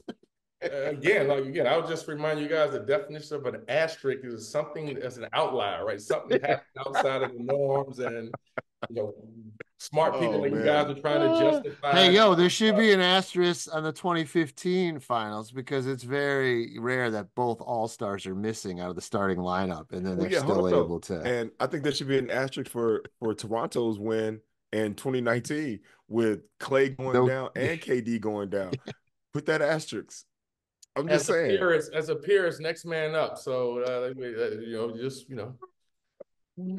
they played 82 games in old Canada. Here we go. Oh man, That's funny, all dude. right. So okay, so you get the tryouts with the Trailblazers, and then you end up going to Portugal for a bit. You come back. You and I, we How played long in were the you San in Francisco. Portugal? I was there from man, it was like missed. I think I missed the blue and gold bid by then too, Red. I'm just kidding. So Q and I used to work remember together being too. like kind of like October-ish to that spring. So yeah. Oh, October. so it's okay. Yeah. 1 So year, I was in 1 season. Portugal, actually in the Azores, which was so cool. Like, the Azores, for the audience, it's like how Hawaii is part of the United States, but kind of in the middle of the Pacific Ocean. The Azores is in the middle of the Atlantic Ocean.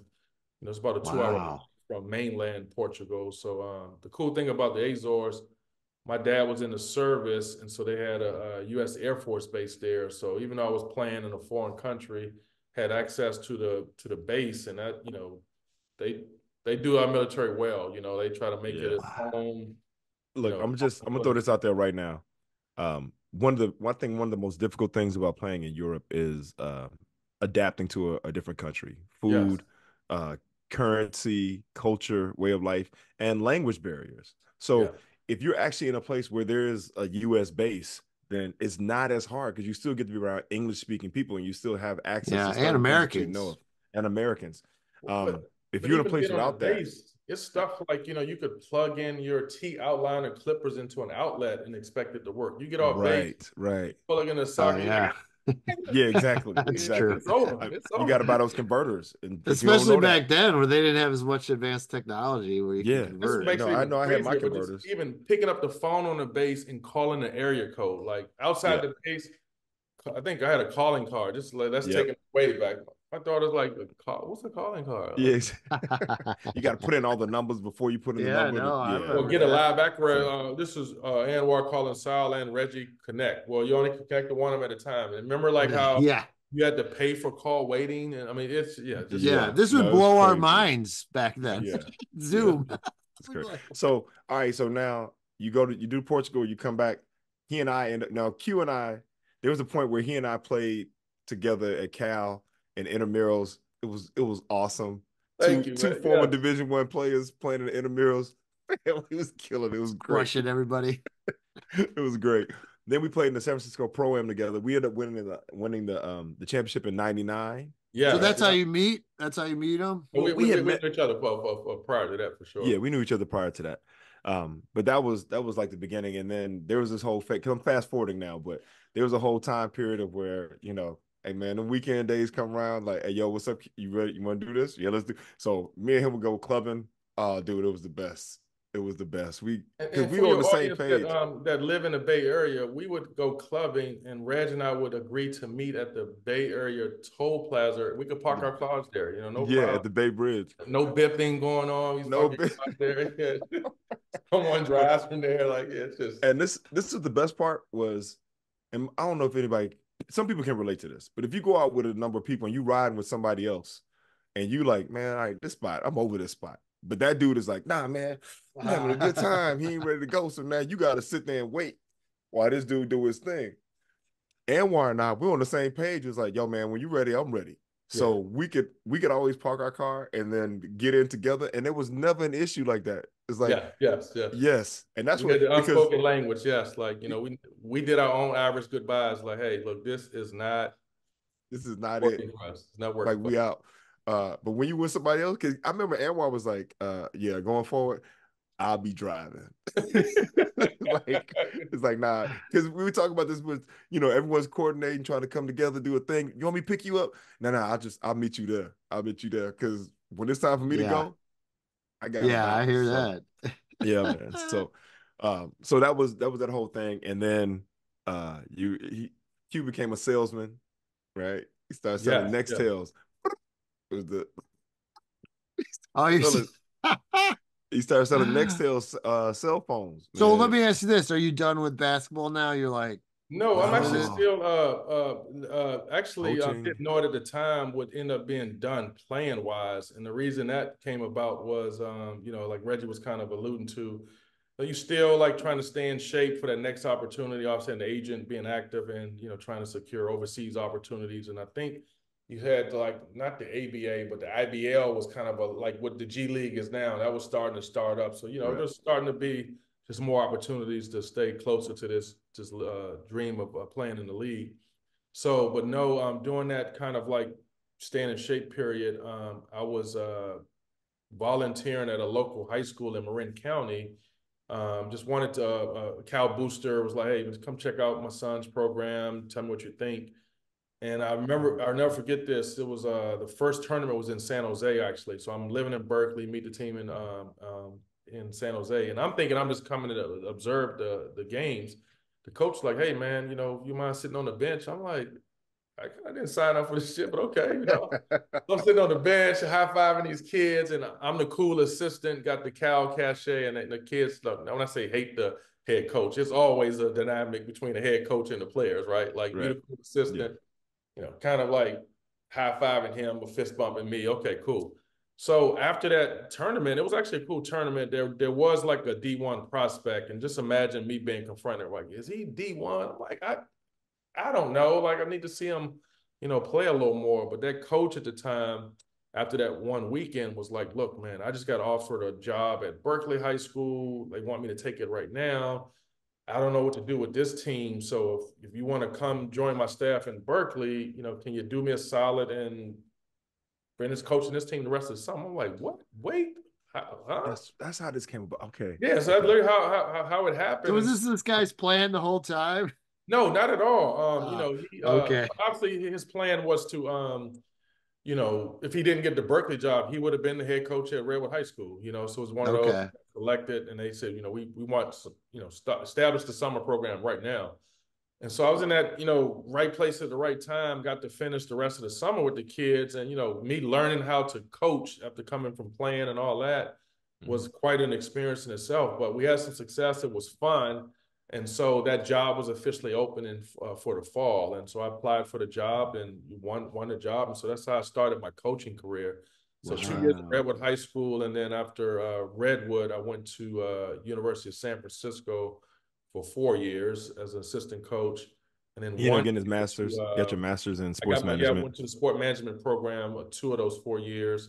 And then 1 year, 06, 07, I was assistant coach at a HBCU back in Baltimore, Morgan State University. And then I got into the sports technology field, et cetera, et cetera. Yeah. Wow. And no, it's been a great journey, man. I'm like, it's been so fun to watch. So when you got into the sports technology field, that was the beginning, Sport Tech, right? Yes, the company was Sports Tech at the time. Yeah. And if I understand correctly, you were like one of the first hires outside of like the CEO, COO, CFO. Yeah, I was U.S. It was a global company based in Sydney, Australia, but U.S. wise, kind of like employee number 5-ish, if you will, Okay. with all sales and what have you. But the connection, Saul, into the audience to that was, as a coach, I was actually a user of the technology or the product, and then basically to quickly describe what the product was. It was video analysis technology. So just think about it, that time in our lives, it was really the transformation for analog, cutting of film to the digital, what we know of like iMovie and stuff like that. This was a sports specific way to do it. It was really a game changer because, you didn't have to wait for the analog cutting and, and it's digital. You can, have a little more flexibility how you want to move stuff around. And it started to be, a value add of like how coaches could use it for in-game scouting, post-game, and, just having digital archives of stuff. And so being a user and then, going on the other side, it's kind of similar to like playing and then getting into coaching, right? Like, okay, I kind of have some experience, familiarity of, receiving instruction from the coach, but now you're the coach. So use the technology, now I had to figure out the value proposition of selling the technology. So that's why I wanted to try it out. And I was always a closet techie a little bit. And Reg hinted at this. I'd sold cell phones at the time, and Nextel was one of the rising technologies at the time. So I would have to go to Reg, and then I had the vision. I can't just sell it to Reg. He got to bring someone else because we got the walkie-talkie, you know. And so so start to like, you know, spread that. I was like, man, this shit actually works. But it's just funny for you both. Cell phones, then it wasn't you just sold and signed up. You got to ask your close friends and people you grew up with, what's your social security number? And people be like, hey man, look, man, I don't need the cell phone right now, man. My answer machine works, man. You know this. Everybody want a cell phone today. Like, it got weird. It got weird. Still has. I was like, look, man, you don't have to give it to me. Fax it over here. Like, right. Anyway, you were very successful. I mean, and I had some confidence of, you know, being recruited. The sales thing was very, you know, close to that. So I raised my hand to want to work for this sports technology company at Sports Tech. It was based in Camarillo, California, here in the West Coast. I was in Baltimore at the time, so agreed to move out there. And I was tasked to being, you know, in charge of like our college and NBA market, right? Like we want to sell this to professional teams, et cetera. So I had a hell of a run selling the technology over like a 10-year period. Starting with one NBA team, I think it was the Seattle Sonics at the time before they moved to OKC. They were team number 1. I think the Heat was number 2. And then from there, when I left, we had all 30. So all 30 teams were on that platform. And what was eye-opening for me with all teams getting on that platform was having to sell in it, develop relationships, understanding the business of basketball in terms of how technology was kind of being immersive in our sports. But I had this, you know, kind of like aha moment of like, yeah, that's cool, but like there are jobs connected to this, man. Like people have to, you know, that's a specific new coaching role, right? It's a business unit, you know, because now you're talking about content acquisition and archiving, indexing, you know, how do you sell that to media and stuff like that? But from a coaching standpoint, it was coaching education. And you know, fortunately for me, I had great relationships as a former player with other coaches and former players who were obviously coaching then. So I had nice, warm introductions into the sales process. This was a challenge, though. Imagine me trying to sell this unbelievable technology, and you got a 30-minute sales meeting, and the coaches want to talk about the Cal Sweet 16 team. I'm like, man, listen, man. Right. Bleep that, man. Like, you know, like, yeah, let's get to business. I'm looking for a PO here. Like, I need a purchase order. Shit later, you know? But you know, just from a mentoring standpoint, you know, what I'm proud of today is that I didn't really have a mentor to kind of, you know, help me navigate through that, but had some success figuring out, right? You had to kind of give the customer what they want, and you just find out the way. All right, we can address that, but just controlling the meeting, right? Like that was great.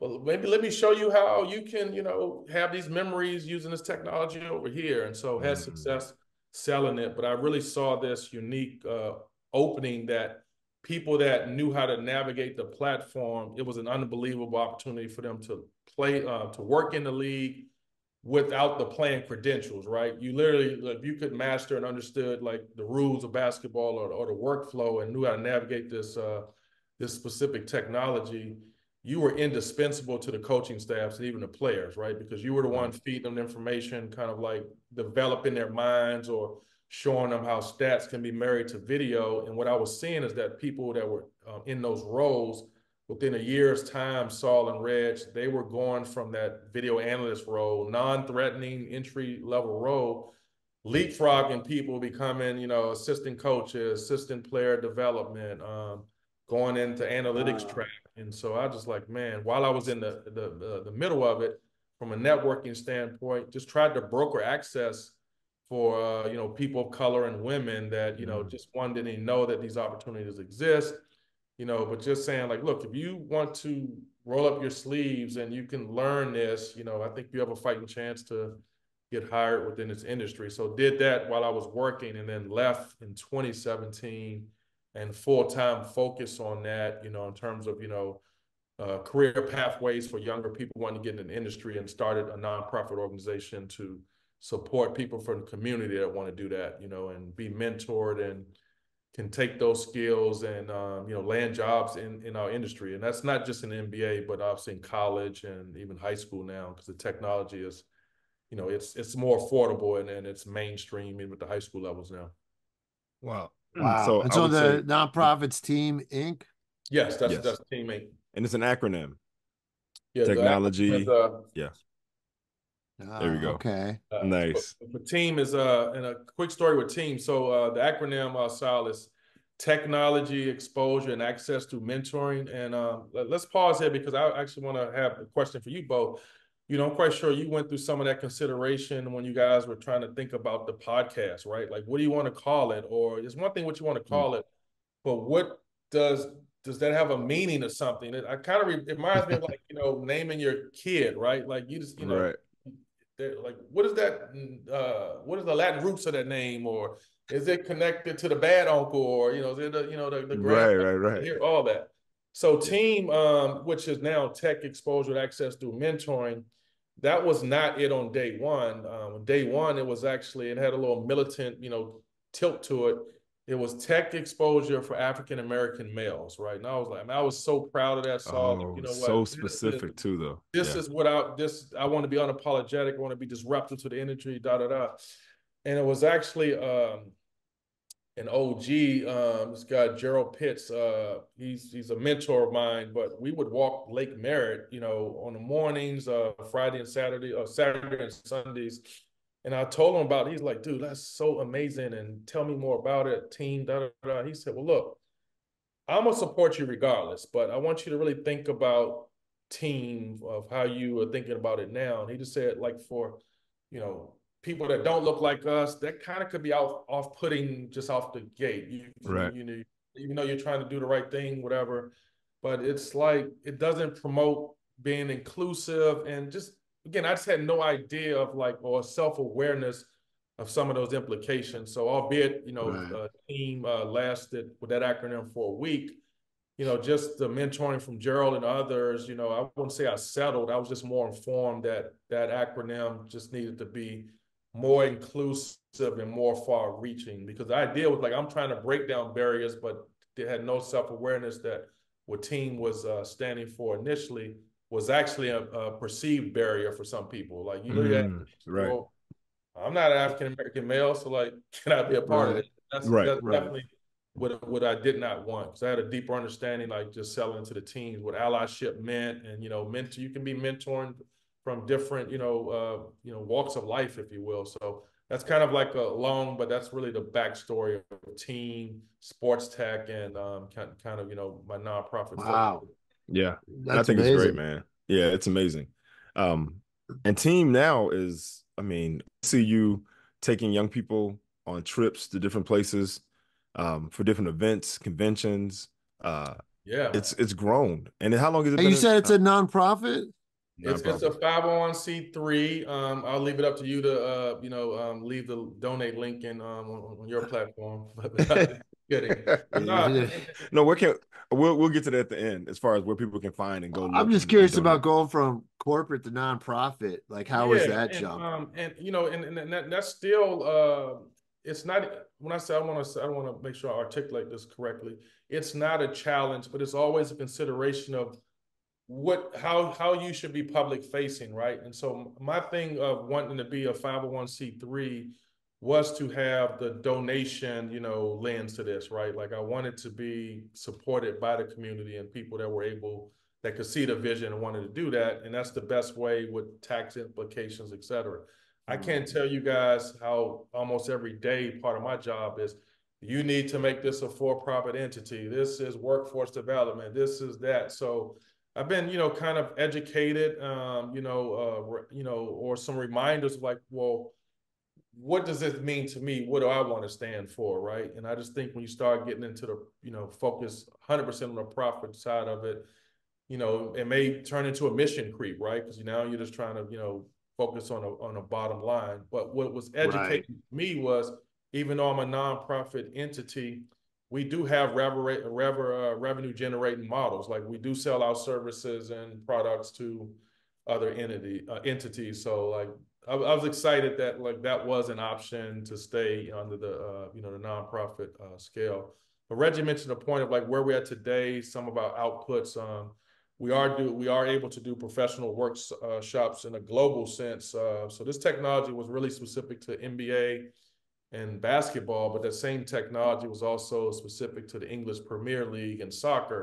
So we're able to go over to London to work with, community foundations like Chelsea and Tottenham to do programming in the communities. And we do it in October, actually around Black History Month. And it's mission aligned to say that those historic programs in Chelsea and, Tottenham, for example, their young people or people from their communities would love to work for those organizations in non-playing roles, but just have no idea of how to kind of get started. So we put on these workshops that, connect, the skills you would need to potentially intern or, get some opportunities. And we get support by having, let's say, like dedicated programming, but internships available for students that want to raise their hand and go through their process. So that's kind of our overseas kind of connection. And here on the home front, we do workshops at Summer League in Las Vegas and here in our backyard with the Warriors as a good example. Wow. Did you say they have Black History Month in October in England? Yes, in London. I did not know that. October. I did not know that either till about 2 years Really? ago. They have Black History Month in London? I was like, why are we going in October? This is yeah. Why is it in October? Going in the summer. No idea. So, wait, let me get this straight. They got that In 2 London, extra days, 3 out of leap year. Yeah, hold up. Yes. In London, they have Black History Month in October. The month of October, yes. I did not know that. Just like, it wasn't recently, we want to be vulnerable here. It wasn't recently that I didn't know, like, I guess Thanksgiving is not the same in Canada. I was like, I remember calling my friend. That's right. It's in October, I think. Yeah, I was like. Also in October. It's just one of those, right? One of those phenomenons where I was like, damn, I probably should know that, right? But yeah, I was going to say, that sounds like a Jeopardy question. Like, I feel like, I never knew that about England. I didn't even know, but I guess that makes sense. Well, that's good. They have a Black History Month. Yeah, I guess, Yeah. Wow. And the funny thing, most people over there, locals that I've kind of met, I'm exaggerating to make the point, they kind of have the same thing about not knowing February is over here, so it's right. It's just interesting. Like, I guess what you grew up with is, what you know. What you know. Right. Cool, man. Wow, man. I look, I'm so excited for you and team. Like from the beginning and what you've been trying to build and what you have successfully built and what it's become. And I've talked in detail about some of the companies that have contributed or donated and trying to make that consistent on a certain level. But I think it's great, man. I think it's wonderful that you're doing something that helps give back on a lot of levels, right? Giving people access to things that no one ever really even thought about as far as being a part of this whole thing, right? Yeah. So yeah, kudos to you, man. That's awesome. I love. Yeah. It's impressive. It is. It's impressive. And for you to share your whole story today, like from the beginning, right? And the mentors at different stages. See, and it's once again, it comes back to mentors. And now you're a mentor. And now you're a mentor, right? Yeah. Like at different parts of your life, you had people who help steer you or keep you on the path.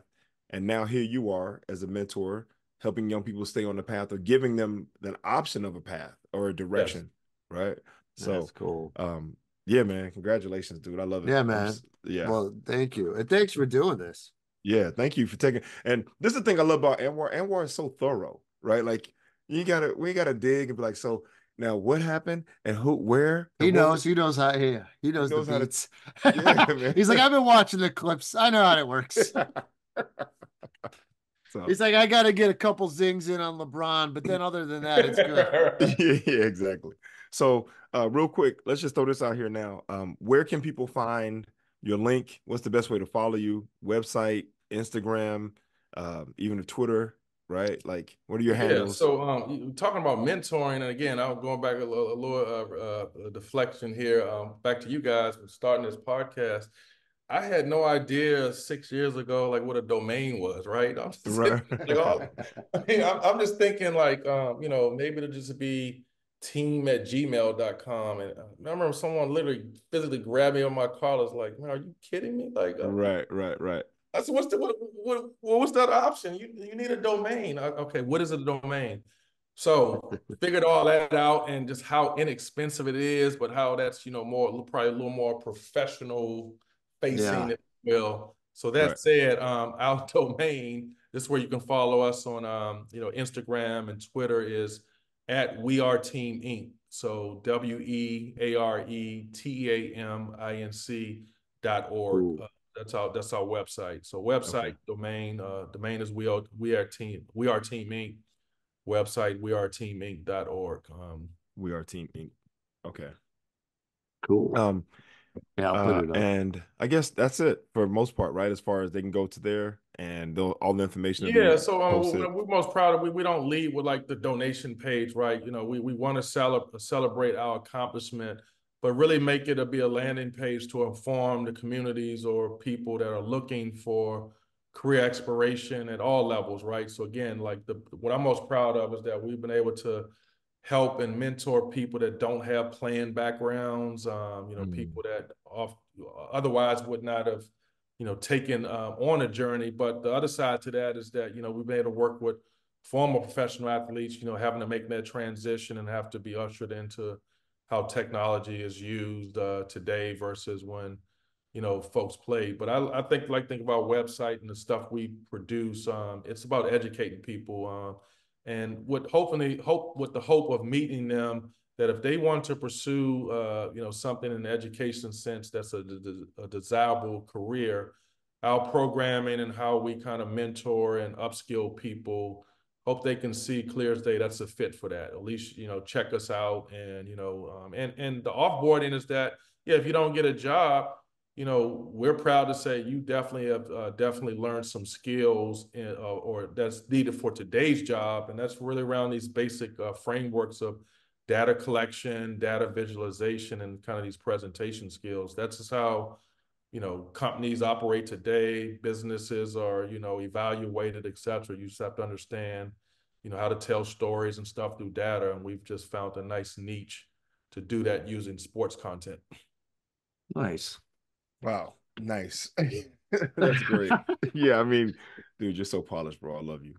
I love you guys both, man. This is awesome. Yeah.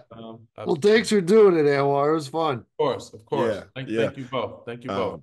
And you and I, we still, we got plans to catch up soon. We gotta have our catch up sesh.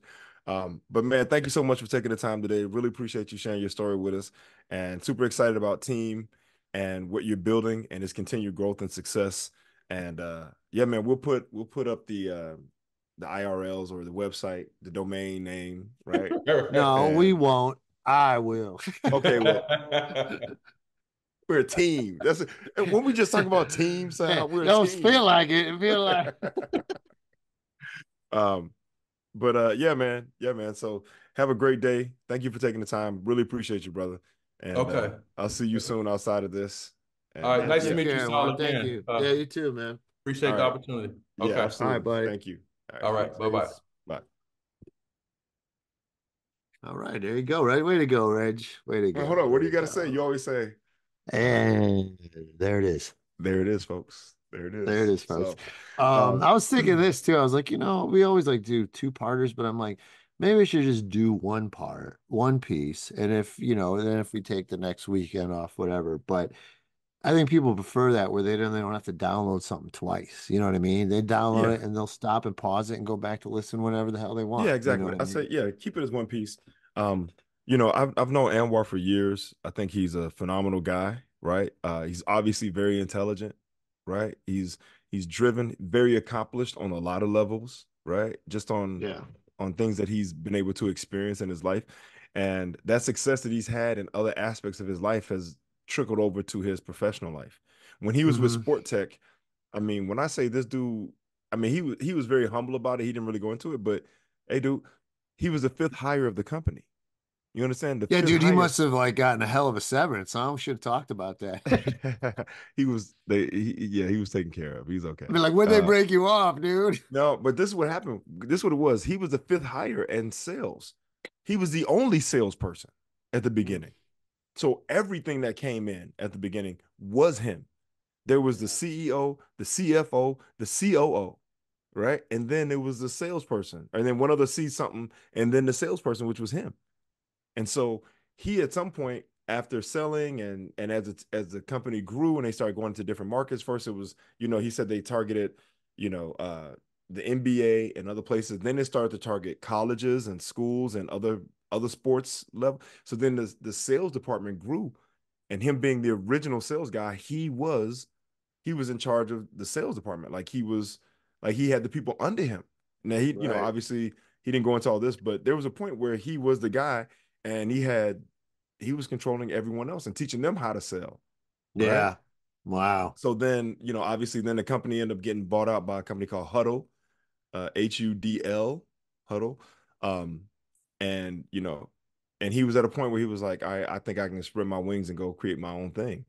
And that's usually after you've had some personal success and you've done well enough that you're like, yeah, it's like the actor who's been on the show for 7 seasons, right? 8 seasons, and now they got enough episodes, they're going syndication, they're okay, and they're finally like, yeah, I'm kind of over this show. And it's like, oh, yeah, you're over this show now because the show is, you're when in that you next level. when he said he set it up, I mean, by the time he left, they sold to every NBA team. I'm like, oh, well, they probably did pretty well. Yeah, and at one point he didn't have one of them. They didn't have was Dallas because Mark Cuban has a company that has a similar software. So Dallas was using that software, and I guess at some point Dallas was like, "You have a superior product, so we're just gonna." Right, and you rather probably be on the same page that everyone else is on in the league.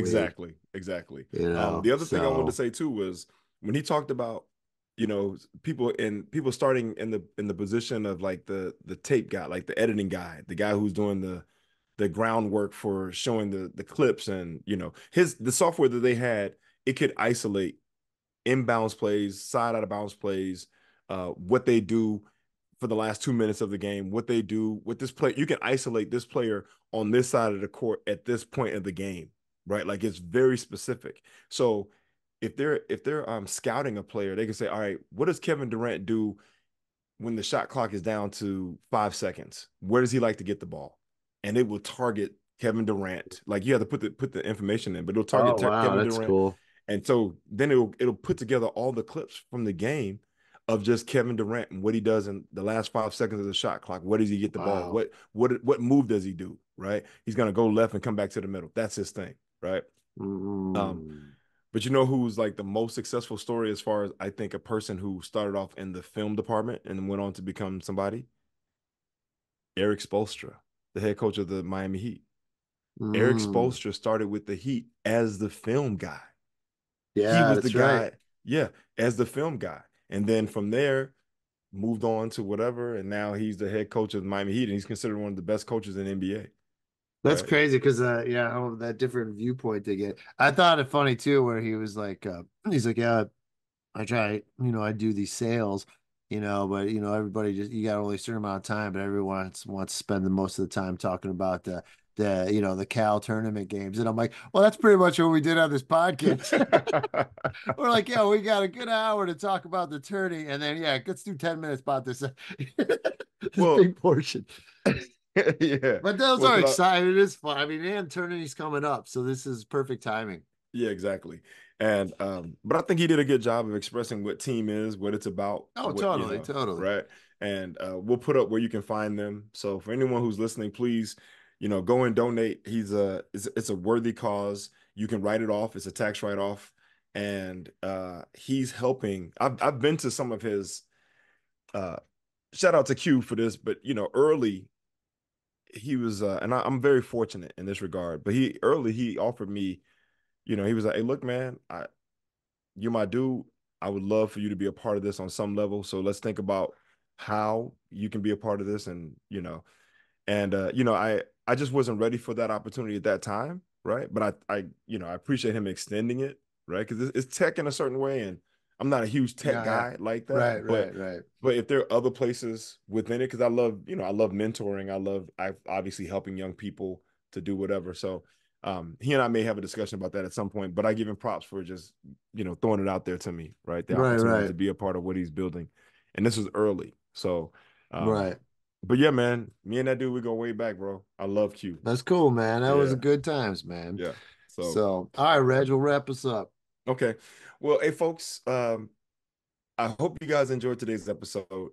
Shout out to Anwar McQueen for coming through and being so open and sharing his experience. Sal and I love doing this. We're going to keep doing it. So with that being said, if you enjoyed it and you like it, please like, share, and subscribe. Stay tuned. We're coming back. And with that said, that's Sal Kalani. I'm Reggie Steele. And this is Spitballin. Peace.